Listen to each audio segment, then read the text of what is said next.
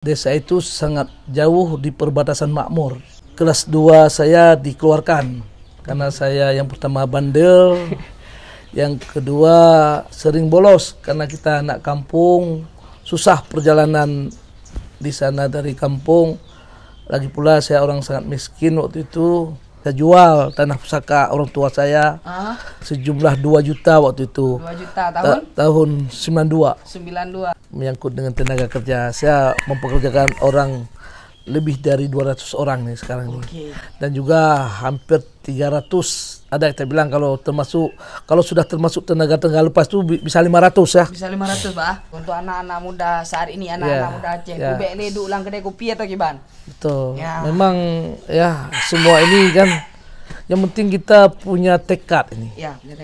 Punya tekad, ya, punya keinginan, ya. Kita harus kukuh. Nah, dan karena kalau saya pribadi sifat saya seperti itu. Saya mengerjakan sesuatu itu, ya. Kalau bagi saya itu tidak ada pekerjaan yang tidak bisa saya kerjakan.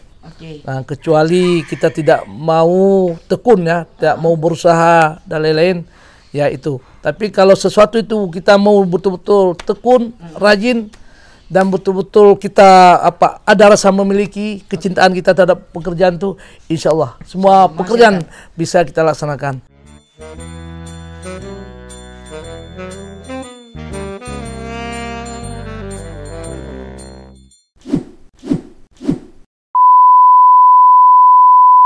Oke, assalamualaikum warahmatullahi wabarakatuh. Berjumpa lagi dengan Bang Iwin. Oke, hari ini Bang Iwin ada di kawasan Aceh di Biren, di Kabupaten Biren, tepatnya di Matang Gelumpang 2 ya Pak ya. Ya, di Matang Gelumpang 2. Hari ini Bang Iwin lagi sama Pak Muklis. Pak Muklis atau biasa dikenal di Aceh itu Toke Muklis. Mungkin nggak ada sih yang nggak kenal sama Toke Muklis sih. Karena ini salah satu pengusaha yang bisa dikatakan sangat luar biasa di Aceh. Jadi pasti banyak nih yang kenal Toke Muklis tapi nggak tahu gimana Toke. Gimana track recordnya sampai Toke sekarang bisa seperti ini gitu. Nah, mungkin bisa diperkenalkan diri dulu Toke. Assalamualaikum warahmatullahi wabarakatuh. Saya berasal dari desa yang terpencil, itu namanya Desa Alukrup. Dulunya Kecamatan Pesangan. Kalau sekarang Kecamatan Pesangan Siblakrung setelah adanya pemekaran. Desa itu sangat jauh di perbatasan makmur antara Pesangan Siblakrung dengan Kecamatan Makmur. Saya lahir pada tahun 1972. Nama orang tua saya Jud Hasan.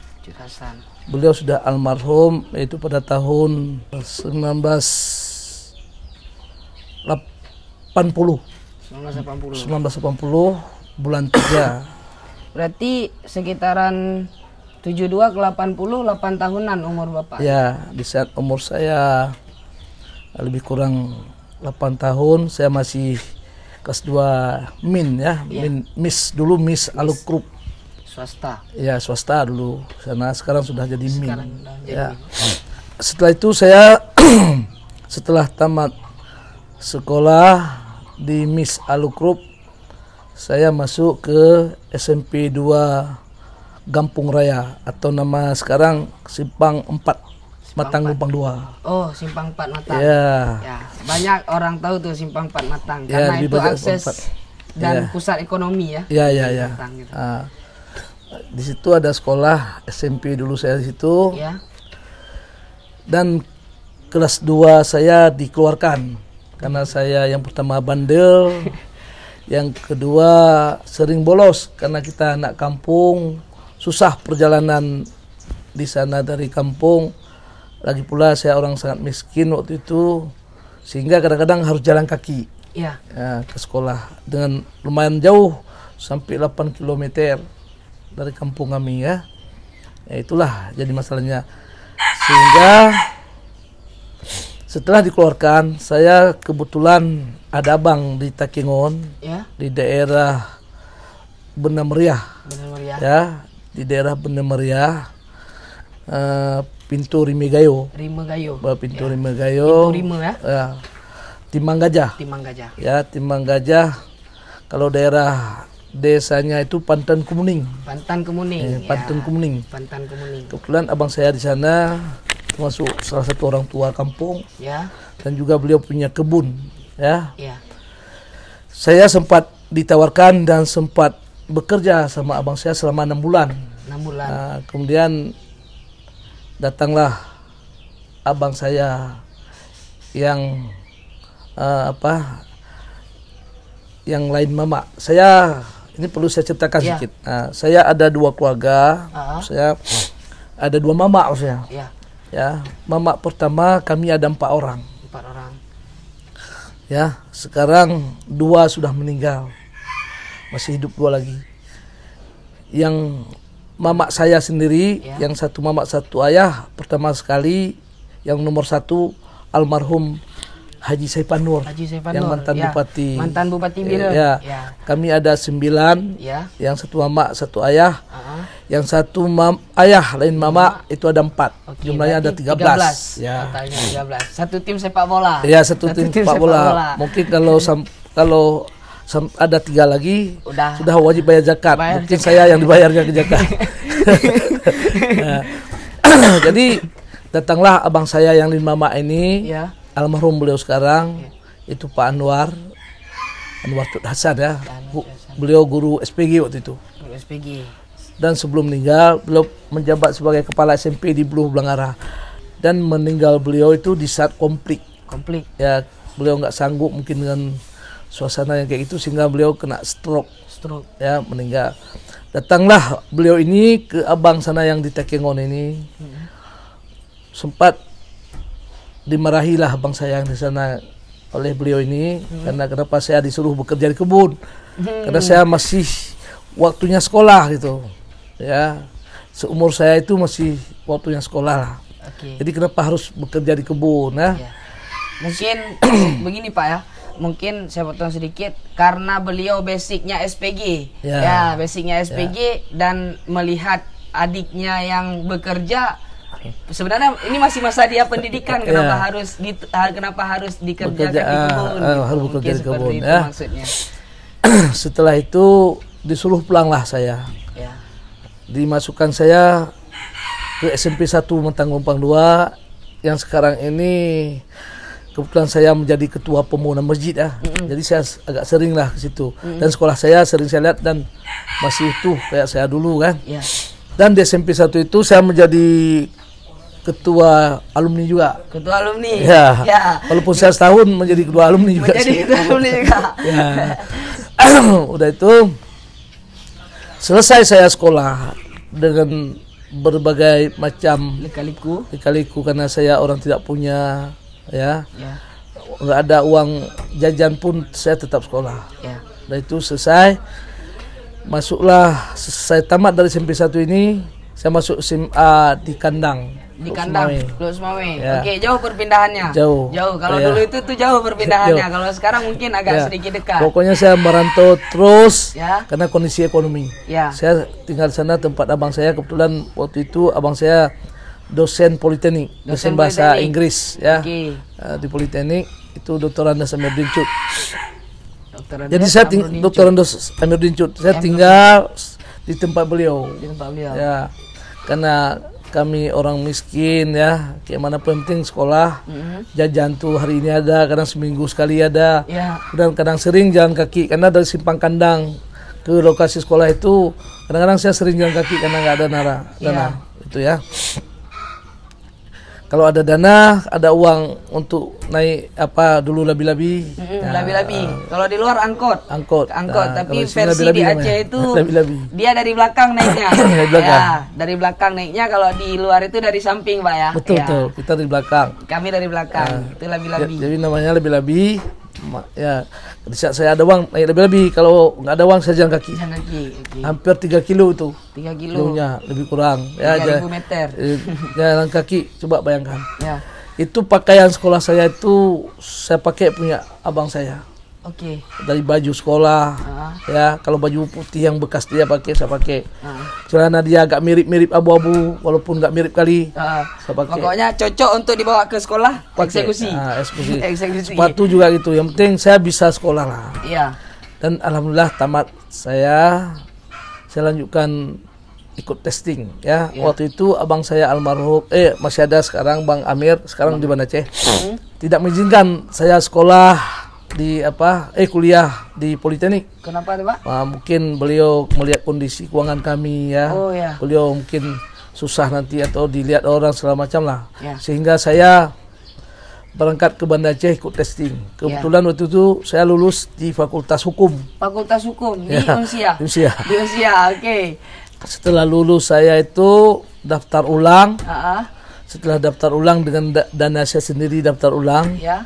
Setelah itu tiba-tiba dibuka tes penbaru di Politeknik ya. Di Politeknik. Tes di Politeknik. Politeknik Lus Mame, Pak. Ya, Lus Mame ya.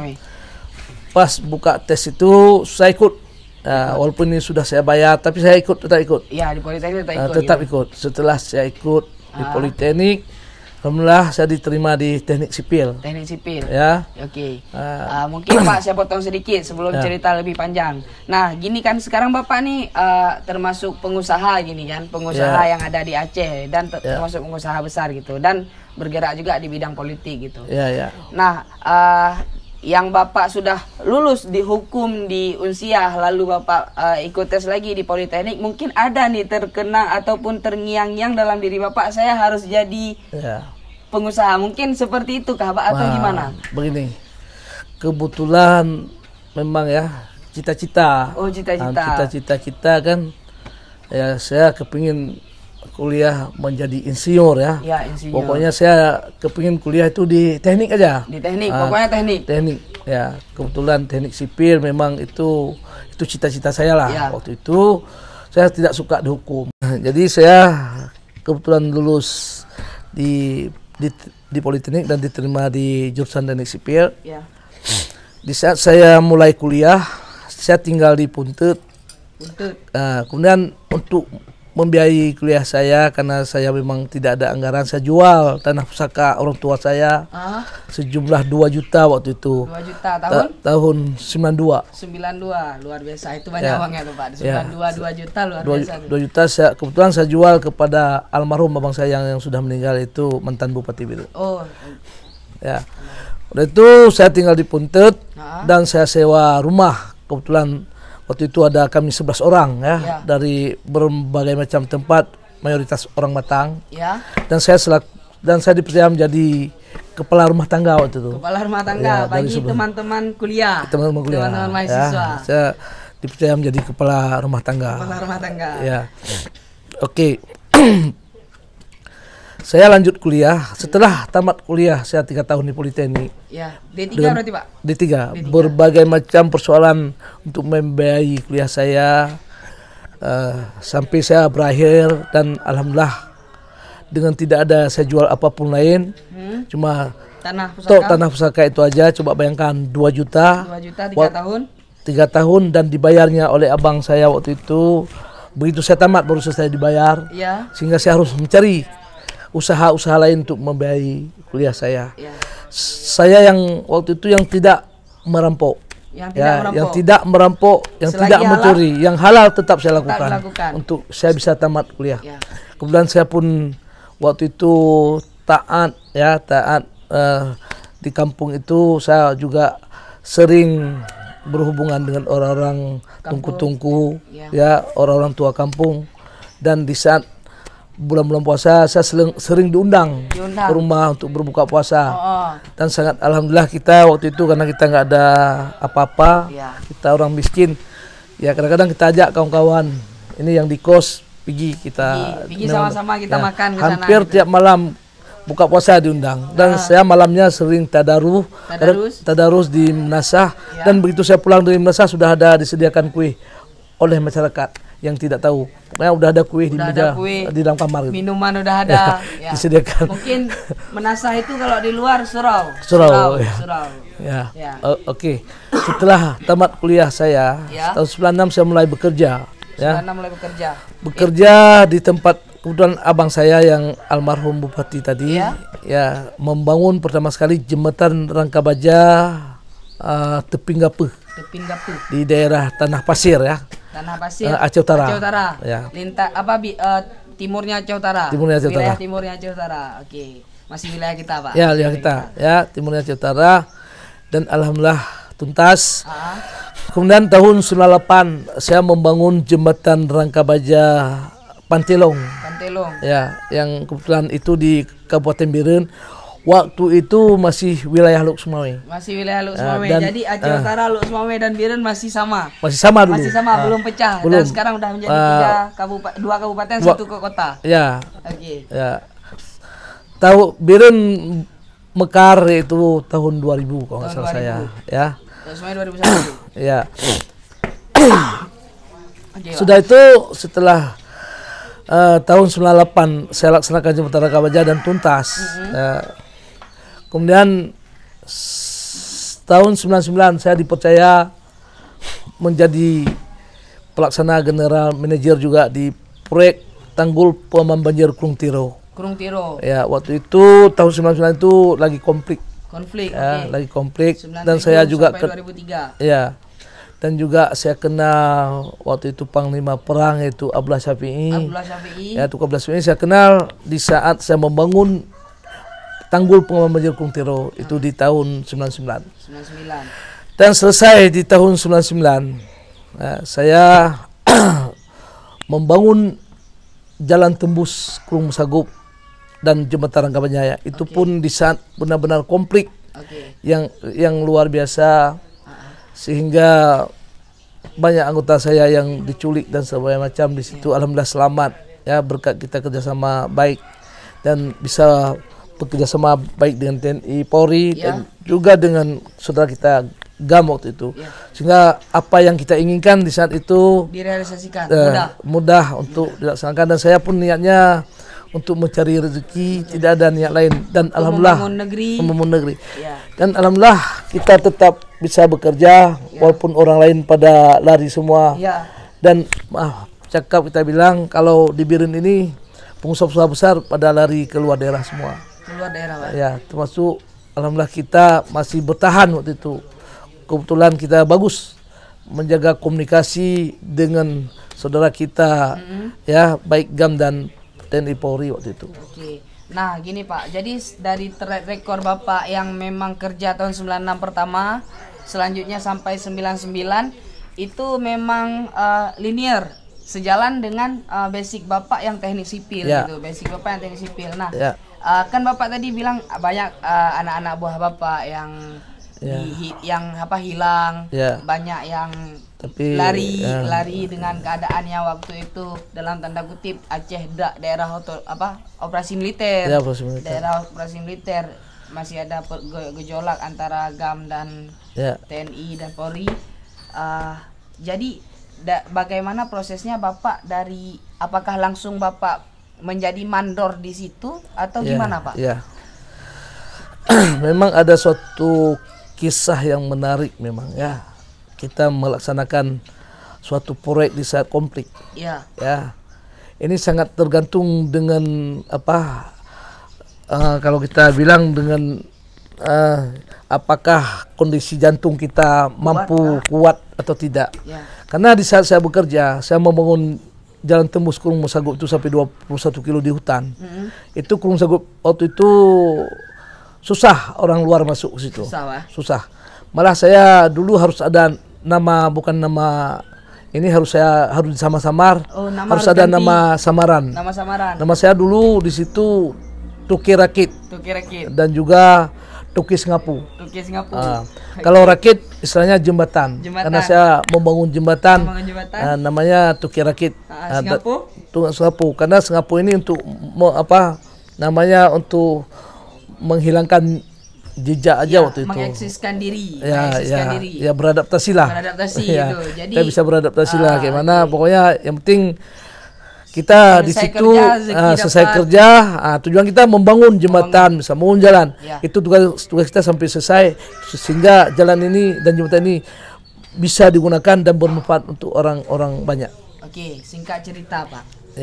sekarang hampir mungkin sangat banyak proyek di Aceh yang saya lihat, saya dengar, saya baca itu dipegang di bawah Takabea, Pak. Di bawah Takabea, yang mana pemimpin Takabea yaitu Bapak sendiri gitu ya kan. Nah, jadi gimana kisahnya nih Pak bisa terbentuk Takabea dan bagaimana cara Bapak memanajemen Takabea bisa bertahan sampai saat ini gitu. Ya, alhamdulillah. Takabea judulnya ini memang kalau orang nggak tahu apa ini Takabea.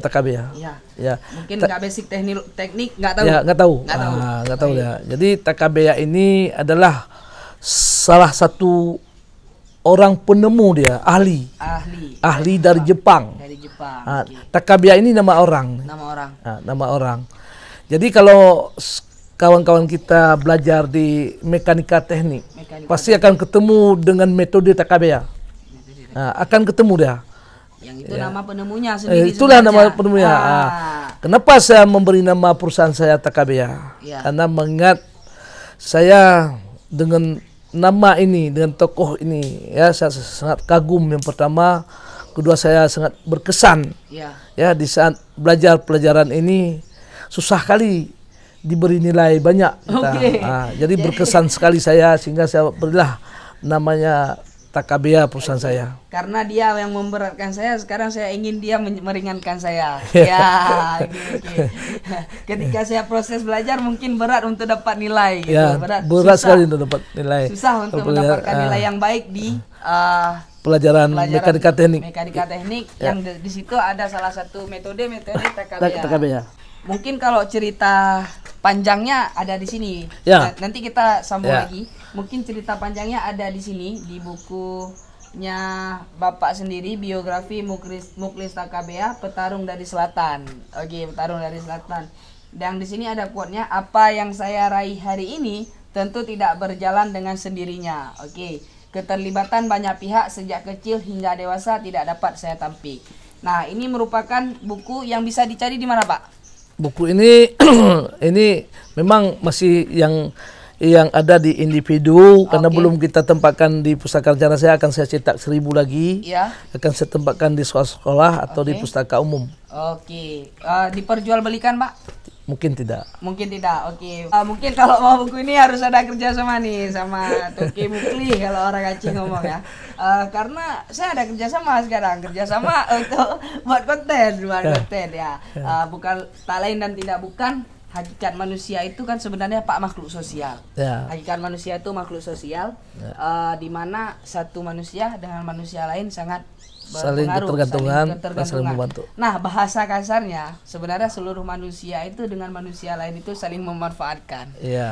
Jadi di sini saya memanfaatkan waktu Bapak memanfaatkan waktu saya, yang mana Bapak bisa memberitahu kepada orang banyak. Nah, teman-teman, sebenarnya kami sebelum di sini kita sudah pernah jumpa, Pak ya. Di Padang ya. Di Padang. Saat itu Bapak ada kegiatan politiknya di Padang.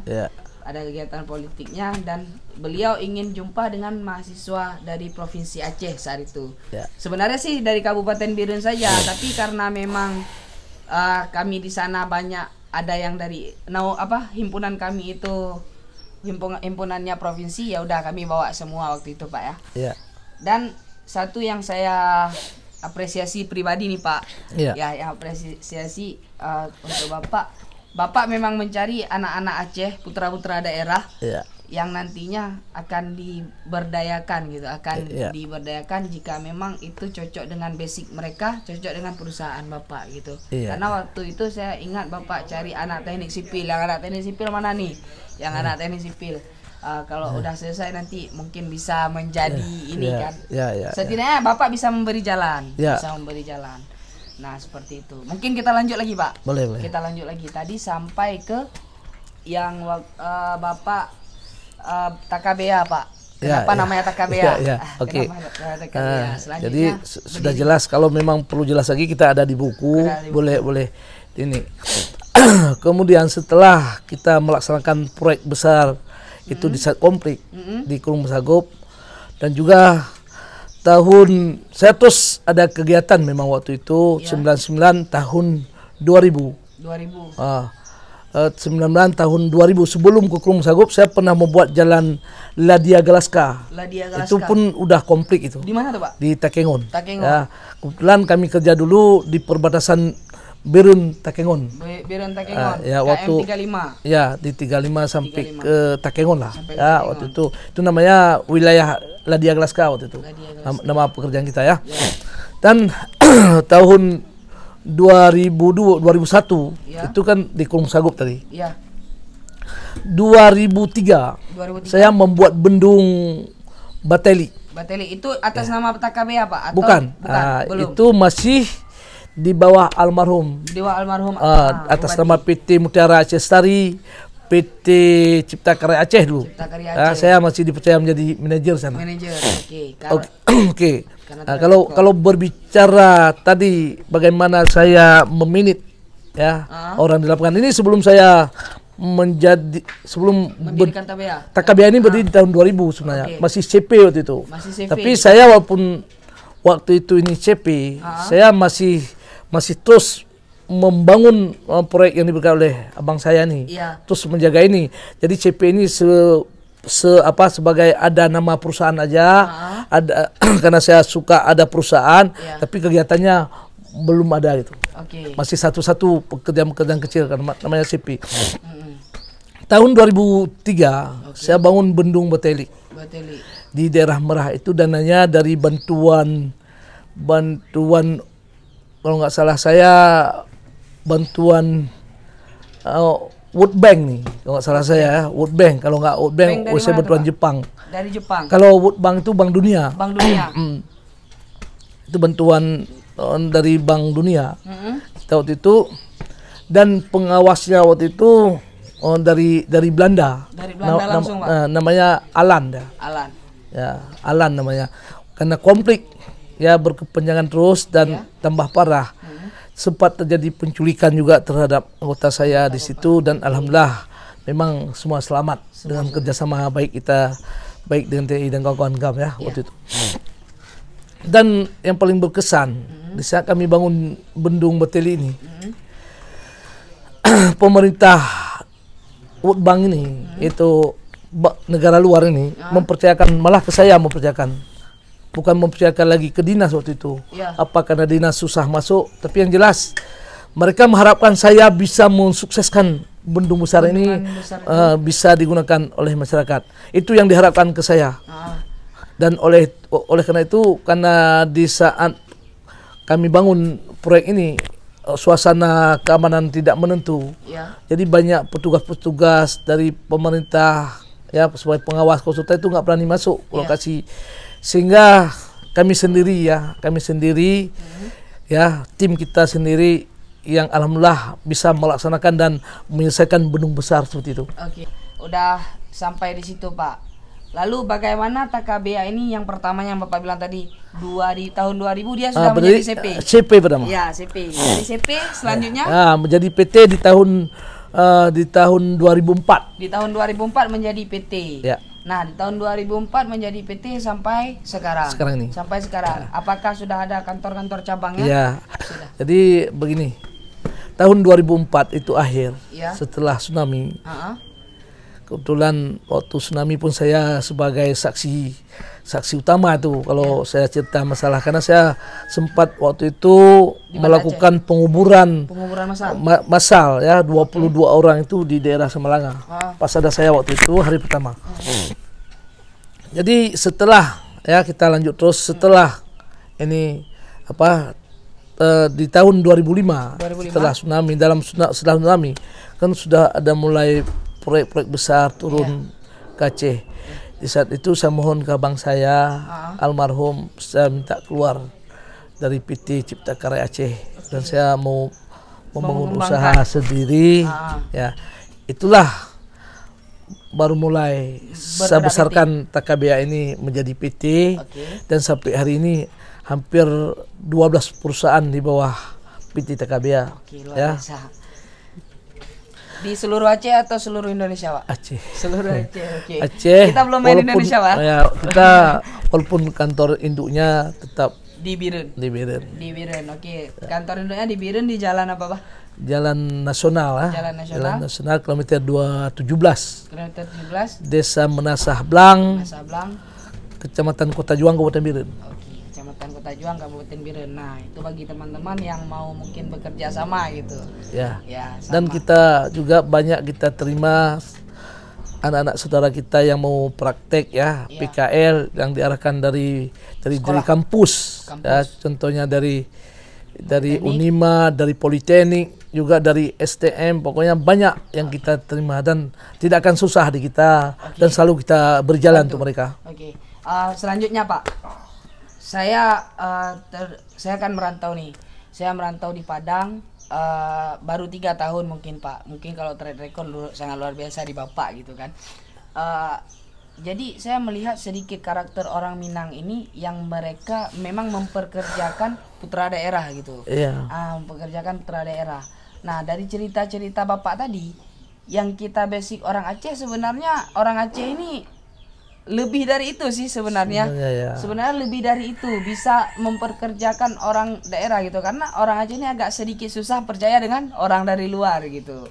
Nah, itu makanya sampai sekarang Aceh masih bisa seperti ini, sekuat ini dengan otonomi khususnya, dengan syariat Islamnya gitu. Nah, yang jadi pertanyaan saya, di perusahaan Takabia ini berapa persen orang luar selain orang Aceh?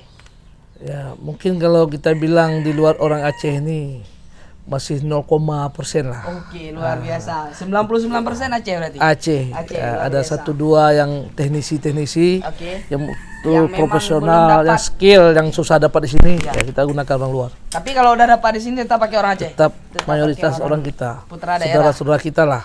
Oke. Itu luar biasa itu karena kita membangun perusahaan, membangun suatu usaha itu bisnis memang untuk membuka lapangan kerja untuk orang sekitar dulu. Ya, untuk orang sekitar dulu. Baru nanti kita masuk ke yang lebih luar lingkup yang lebih besar. Seperti itu Pak ya. Sekarang nih di masa pandemi COVID-19, kegiatan apa yang sedang dilaksanakan gitu Pak? Ya, memang karena kita mengingat karyawan saya banyak apapun alasan saya harus berusaha mendapat pekerjaan. Kalau tidak saya semua anggota kerja ini harus saya rumahkan. Mereka setelah kita rumahkan mau kemana? Jadi ini yang jadi perhatian saya sehingga saya harus bekerja keras. Harus melobi segala macam. Yang penting ada kegiatan sehingga mereka bisa berasap dapurnya. Dan hari ini insya Allah kita terus walaupun dalam kondisi COVID-19 sampai hari ini kita masih juga bergerak, masih juga ada mengerjakan pekerjaan. Salah satunya kita dipercaya oleh proyek dari Balai Perhubungan Balai Perhubungan. Kita lagi membangun jembatan yang ada di Besitang. Jembatan untuk penyeberangan rel kereta api. Kereta api, di bawah Kementerian Perhubungan. Perhubungan. Kemudian sekarang juga kita lagi membangun ini dari APBN Kita juga lagi membangun jembatan namanya duplikat jembatan Pantai Raja yang berada di Kabupaten Pidijaya. Ini pun lagi kita kerjakan. Arah Ulegli Pak? Arah ke Banda Aceh. Ya, pokoknya kalau dari Biren itu Pidijaya tuh ketemu kita jembatan ini. Termasuk dulu di situ ada jembatan sampai sekarang jembatan yang dibangun mungkin konstruksi Belanda Konstruksi Belanda Pak. Baru sekarang diperbarui lagi. Sekarang kita bangun di samping namanya duplikat. Oke. Atau jadi penggandaan jembatan. Setelah itu kita juga dipercaya membangun irigasi dan melanjutkan irigasi Monske Pulut dan jaringannya. Ini pun lagi kita kerjakan. Dan insya Allah untuk tahun ini karyawan-karyawan kita masih bisa bekerja dan insya Allah bisa masih berasap dapurnya. Amin. Ya Pak, berarti sampai situlah kegiatan saat ini ya. Dan juga perlu kita jelaskan untuk dana-dana dari APBD atau APBK Kabupaten Biren sampai hari ini kita belum mengerjakan apa-apa. Oke, berarti yang di Kabupaten Biren mungkin yang dari APBK dan APBD-nya belum dapat. Belum dapat dan belum kita kerjakan apa-apa sampai hari ini. Dan alhamdulillah itulah kita dipercaya oleh dengan dana-dana APBN, dan juga dana ada APBA. yang lebih besar lagi rupanya. Ada yang ya lebih, alhamdulillah pokoknya. Ada yang lebih dari nasional gitu ya. Iya, nasional lah. Ada yang lebih besar lagi, bukan lagi kabupaten tapi udah ke nasional. Sudah nasional. Kita doakan berkembang lebih besar lagi perusahaan Bapak, PT TKBA ke depannya. TKBA sudah kita cerita, masa lalu Bapak sudah kita cerita, dari yang sebenarnya pertama putus sekolah, selanjutnya dijemput disuruh sekolah lagi. Ya. Selanjutnya dijemput disuruh sekolah lagi, dan berlanjut sampai D3. Dan saat ini ada nyambung lagi Pak, atau cukup sampai di D3? Saya memang waktu itu pernah saya coba kuliah sampai 2 semester ya. Di Unsia. Ya. Dan dulu apa namanya itu yang sekolah ini dia namanya ekstensi dulu. Ya, saya pernah masuk ekstensi. Cuma 2 semester aja. 2 semester saya. Itu nggak tahan. Bukan nggak tahan, nggak sempat. Nah, kadang-kadang kawan yang kita suruh masuk, kita nggak masuk kan sama aja. Iya, kita nggak dapat ilmu juga, cuman gelar untuk apa? Mending beli ya Pak kan? Makanya betul. Mending beli, ngapain harus orang lain yang dapat ilmu gitu. Kalau emang mau itu masuk aja gitu. Selanjutnya Pak, ini udah terlalu panjang kita cerita gitu kan. Semuanya udah kita cerita. Buku ini juga terlalu tebal untuk dibaca. Ya memang saya sedikit perlu ceritakan juga nih ya, menyangkut dengan tenaga kerja. Saya mempekerjakan orang lebih dari 200 orang nih sekarang nih. Dan juga hampir 300. Ada kita bilang kalau sudah termasuk tenaga lepas itu bisa 500 ya. Bisa 500 Pak. Kebetulan saya pun ada buka usaha kebun sedikit ya, yang kecil-kecilan. Itu yang kita tampung tuh mayoritas saudara kita yang di kampung. Ya, mak-mak yang tidak ada kegiatan, nggak ada usaha lain untuk memenuhi kebutuhan hidupnya itu saya gunakan di kebun saya. Walaupun kalau kita lihat kemampuan dia bekerja sudah tidak mungkin, tapi karena mengingat sayang kita sama saudara kita ya, kita tidak pikir lagi efektivitas dia. Yang penting dia bisa berasap dapur di rumah. Itu mayoritas kita gunakan mak-mak yang di kampung. Pokoknya kerjalah, semasih bisa bekerja. Ini ada tempatnya. Walaupun kebun saya itu belum menghasilkan. Kebun apa tuh Pak? Itu ada kebun kelapa sawit. Walaupun tidak besar, tapi kalau saya hitung jauh dari saya dapat uang ya. Maksudnya begini, tidak setimpal. Tidak setimpal. Dengan modal yang kita keluarkan, dengan usaha kita itu, dengan biaya yang keluar itu tidak setimpal uang masuk dengan uang keluar lah. Mungkin tapi karena dunia nggak setimpal Pak. Makanya saya pikir udahlah biar ada kegiatan orang saudara saya yang di kampung ini. Mungkin itu ada berapa kampung yang bekerja itu, sampai kadang-kadang sampai 60-70 orang tuh, ibu-ibu, bapak-bapak itu bekerja terus setiap hari. Itu tetap putra daerah. Tetap putra daerah. Nah, selanjutnya Pak. Kita memang sangat panjang cerita Pak kan? Ya sangat panjang. Saya udah hampir 2 kali nih, udah 2 kali mendengar cerita ini, tapi ada beberapa part-part itu yang memang belum pernah saya dengar gitu. Dan ada beberapa part-part itu yang tidak diceritakan di sini, tapi ada di sini. Ada di buku nanti boleh buka, mungkin di buku ada lebih jelas. Ya. Karena tak mungkin kita cerita di sini semua, ini menyangkut dengan waktu ya. Menyangkut dengan waktu. Beliau juga ini ada kegiatan sudah berapa kali ditelepon tadi, cuman karena kita posisi lagi sedang nge-tag video, mungkin nanti dilanjutkan.